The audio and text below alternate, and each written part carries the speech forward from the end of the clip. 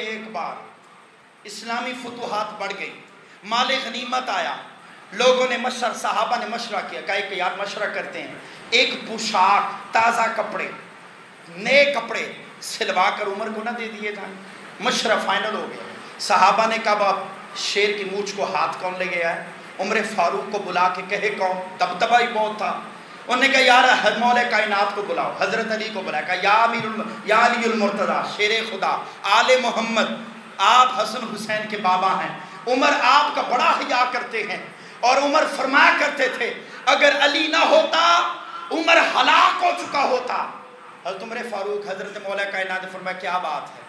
کہ علی کو ایک پوشاک تیار کر کے سلوا کے پہنانی ہے، پیوند لگے کپڑے پہنتے ہیں، وہ سفیر آتے ہیں باہر دوسرے ملکوں کے، ہمارا امیر المومنین پیوند لگے کپڑے ہیں۔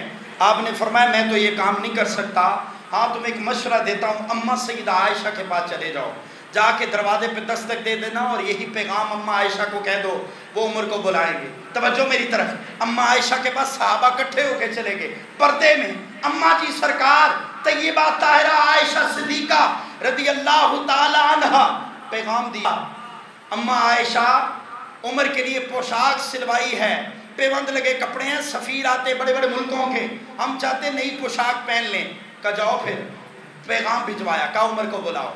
عمر فاروق کا دروازہ کھڑکا، کہا کون آیا ہے؟ کہا مصطفیٰ کے گھر سے بلاوا آیا ہے۔ عمر اٹھ کے کھڑے ہو گئے، کب کبھی تاری ہو گئی، پوچھا کس نے بلایا؟ کہا مصطفیٰ کے گھر سے بلاوا آیا ہے۔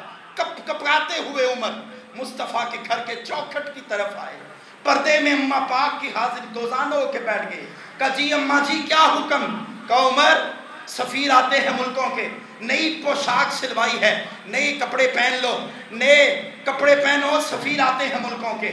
سر جھکایا ہے، اماں جی کی بات پر سر جھکایا، سرے ہم تسلیم کر رہے ہیں۔ بات مکمل ہوگی، کہا اماں ایک بات کروں اگر اجازت ہو تو؟ کہا بولو۔